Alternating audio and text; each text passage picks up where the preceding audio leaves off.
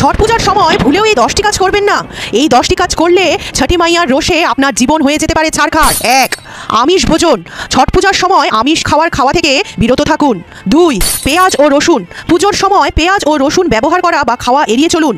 3. অপবিত্রতা। পূজার পুরো সময়কালে ব্যক্তিগত পরিচ্ছন্নতা এবং পবিত্রতার দিকে বিশেষ নজর দিন। 4. বিছানায় বা খাটে শোয়া। যারা উপবাস পালন করেন তাদের এই সময়কালে বিছানায় বা খাটে না শুয়ে মাটিতে মাদুর পেতে ঘুমানো উচিত। 5. স্টিল বা কাচের পাত্র।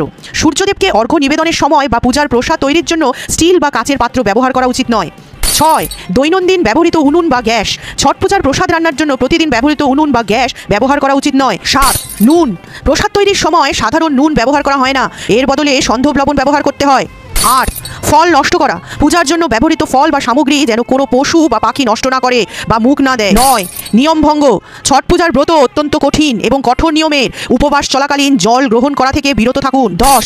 রাগ বা ঝগড়া। পুজোর সময়কালে মন শান্ত রাখা এবং রাগ ঝগড়া মিথ্যা কথা বলা থেকে বিরত থাকুন। ভিডিওটি যদি আপনার ভালো লেগে থাকে তাহলে অবশ্যই কমেন্টে একবার লিখে যাবেন জয় ছটি মাইয়ার।